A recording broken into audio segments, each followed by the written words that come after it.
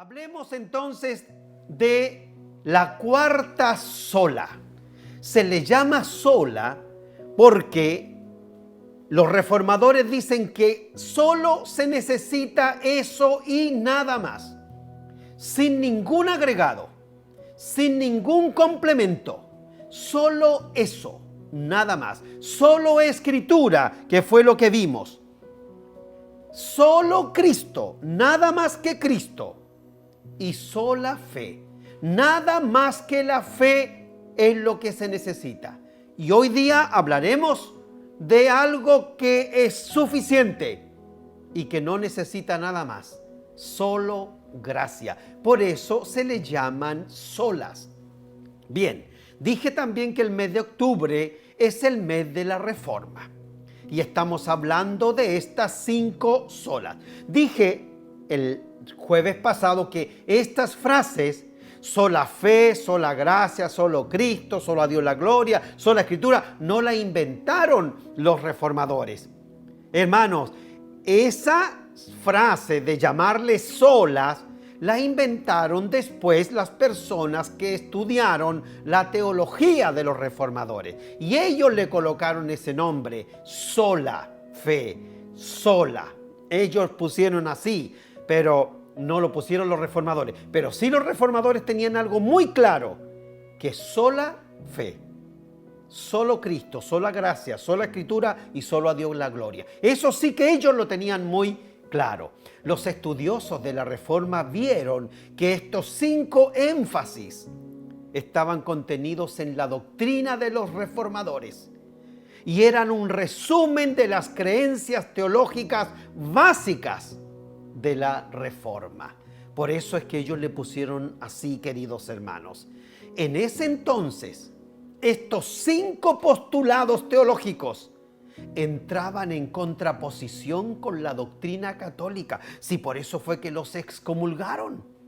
Por eso que los quisieron hasta matar y los quisieron hasta quemar y por eso los persiguieron. Porque no eran del agrado de la Iglesia Católica Romana de la época. Las 5 solas se volvieron el grito de batalla de los reformadores. Bien. Ya vimos 3 solas, ahora vemos la cuarta. ¿Y cuál va a ser? Sola gratia. Así se dice. Solo por la gracia.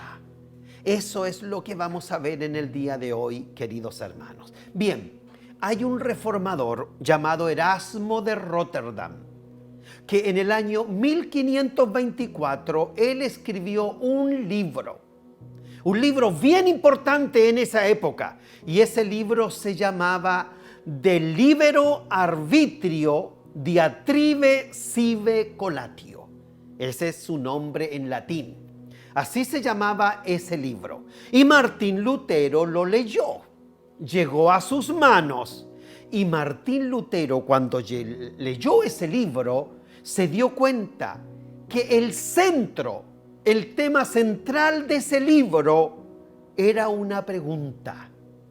¿Y cuál era esa pregunta que el Martín Lutero percibió cuando leyó el libro? La pregunta era esta: ¿es el hombre el que inicia y participa de su propia salvación?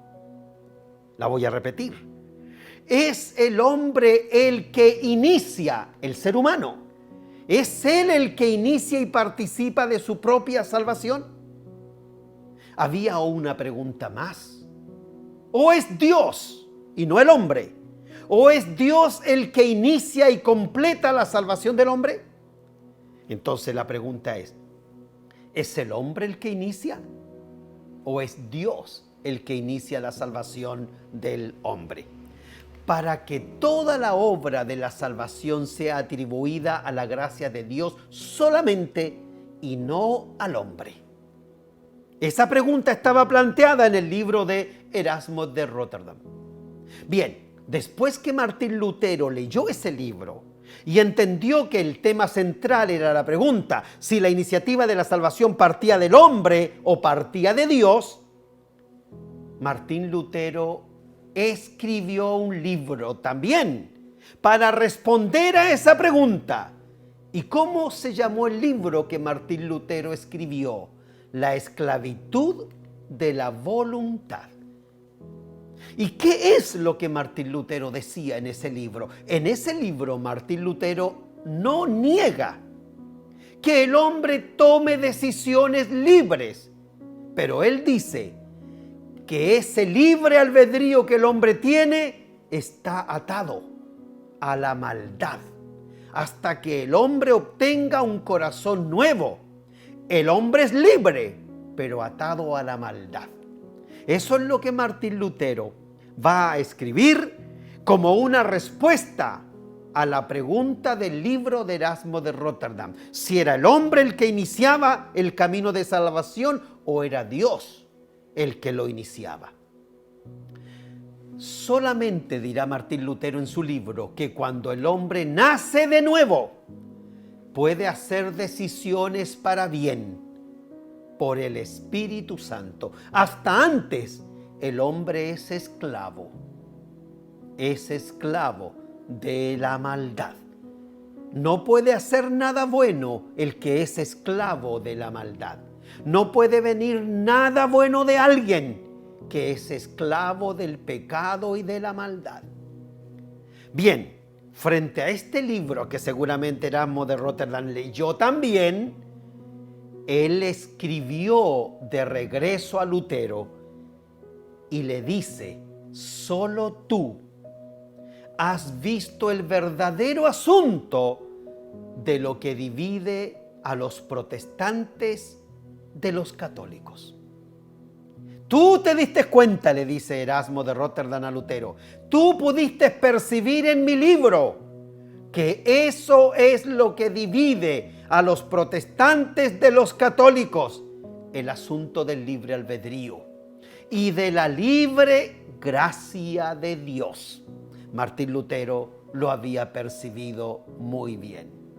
Hermanos, la gracia de Dios es definida como el favor inmerecido de Dios. Dios nos da algo que no merecemos, que no hemos hecho nada para merecer. Eso es, mis queridos hermanos, esa es la gracia de Dios. Es un favor que Dios nos hace a nosotros y que nosotros no merecemos. Pero eso no es lo suficientemente fuerte. Se necesita algo más. No solamente necesitamos la gracia que nos da algo que no merecemos, necesitamos algo más. Entonces, la gracia no es solamente darle algo a una persona que no lo merece. Eso es, pero no es todo. La gracia no es solamente darle algo a alguien que no lo merece, sino que la gracia también contempla rescatar a quien merece el infierno, a quien merece el castigo eterno. Entonces la gracia tiene una doble dimensión. Primero, que me da algo que yo no merezco. Eso es gracia. Segundo, que la gracia de Dios me rescata de la perdición eterna, me rescata de la condenación. Hermanos, voy a poner un ejemplo. Imagínense que anda alguien en la calle, no tiene dónde vivir ni dónde estar. Vive en la calle. Es una persona que no tiene dónde vivir. Y la persona está pidiendo dinero en la calle. Y usted tiene una actitud de gracia hacia esa persona. Y le dice: tome, aquí tiene dinero.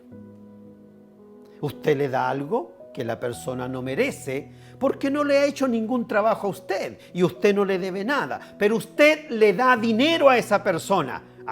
Usted tuvo una actitud de gracia. Pero hay algo más. El dinero que usted le da a esa persona le alcanza para comprarse una casa. Entonces la gracia de usted es doble. Primero, porque le dio dinero. Y segundo, porque usted lo sacó de la calle. Porque con ese dinero pudo comprar una casa y vivir dignamente. Esa es la gracia de Dios para nosotros. La gracia de Dios para nosotros hace dos cosas. Nos regala lo que no merecemos, la salvación, pero nos hace una segunda cosa, nos rescata de la condenación eterna y del infierno, del castigo eterno. ¿Se dan cuenta cómo la gracia de Dios hace dos cosas? No solo nos da algo que no merecemos, sino que también nos saca del infierno y del castigo eterno. Hermanos, la gracia se da a los indignos, no a gente buena, no a gente neutral, sino que se le da a los malos, a los pecadores como a usted y a mí. Recibimos la gracia del Señor porque éramos pecadores, éramos indignos del amor de Dios. Y el Señor nos dio su gracia. ¿Cómo no glorificar su nombre? Yo quiero que lo piense, quiero que lo medite, quiero que lo reflexione usted y yo también. ¿Cómo no vamos a vivir eternamente agradecidos si no solo nos dio algo que no merecíamos, sino que también nos libró del castigo eterno, nos libró del infierno, nos libró de la condenación eterna? Nuestra gratitud debe ser muy grande hacia nuestro Señor y Dios y Salvador Jesucristo. Porque nosotros los que recibimos la gracia no solo somos pecadores desesperados, sino que también hemos sido rebeldes hacia Dios. Conozco a tantas personas, empezando por mí, diría el apóstol Pablo, que hoy son objeto de la gracia de Dios habiendo sido malos, pero no solo malos, contumaces y rebeldes al amor de Dios. Gente que se burlaba de Dios, gente que se reía de Dios, gente que hablaba mal y que maldecía a Dios. Hoy día han recibido la gracia de la salvación y glorifican y exaltan su nombre y lo bendicen como su Salvador. Eso es lo que ha hecho la gracia con nosotros. Hermanos, entonces, Dios por su gracia libre y soberana, porque nadie lo obligó, nos ofrece su gracia. Gracia que nos salva, gracia que nos perdona, gracia que nos da vida eterna. Y hay algo más.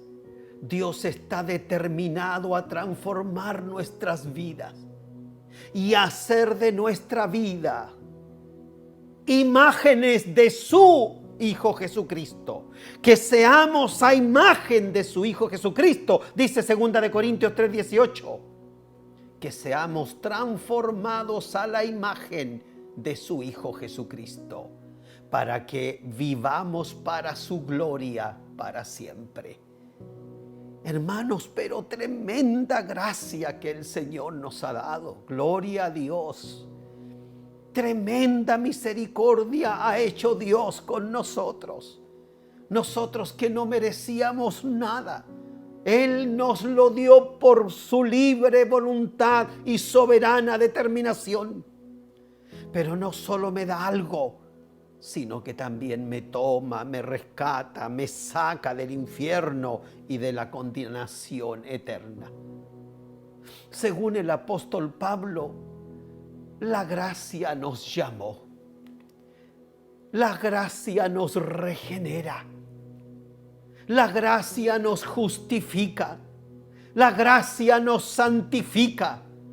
Y la gracia nos preserva. Es por su gracia que permanecemos en los caminos del Señor, en los caminos de la salvación, en los caminos de la vida eterna. Es solamente por esa gracia. Necesitamos la gracia de Dios y la necesitamos no solo una vez, el día que fuimos justificados. La necesitamos todos los días, en cada momento, en cada aspecto de nuestra vida. Esa gracia que nos perdona todos los días. esa gracia que nos levanta cuando caemos, esa gracia que sana nuestros corazones, esa gracia que nos fortalece en los momentos de tribulación y esa gracia que nos libra de los engaños de Satanás. Hermanos, nosotros vivimos por gracia todos los días, todos los días. Yo llevo 40 años en el Evangelio. Ahora en septiembre, el 12 de septiembre del año 2021, yo cumplí 40 años en el Evangelio. Sí. Y debo decir que por misericordia de Dios, yo en los 40 años no me he apartado del Señor. Pero no porque yo sea un hombre de fe, no porque yo sea un hombre de mucha oración, no porque yo sea un hombre muy consagrado, muy entregado. No, solo por su gracia. Yo pude glorificar a Dios y decir gracias, Señor, por estos 40 años que llevo en el Evangelio. Pero no por mí, sino por su gracia.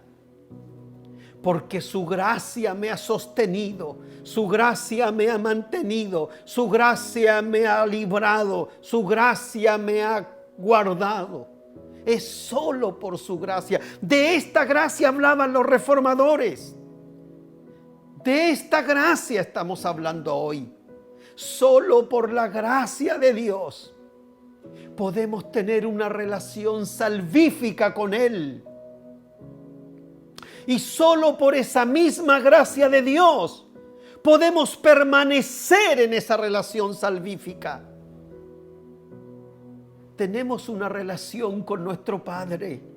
Tenemos una relación con nuestro amado Señor y Salvador solo por esa gracia. Y esa relación no se ha cortado ni se ha perdido solo por esa gracia. Entonces, hermanos, ¿cómo no alabar y exaltar su nombre? Porque Él ha hecho misericordia con nosotros. Fue la gracia la que nos llamó a la conversión, que saliéramos del mundo, que diéramos un giro a nuestra vida y que nos convirtiéramos a Él. Esa fue la gracia que nos llamó a la conversión. Esa misma gracia hoy me llama a la santidad, a mí y también a usted.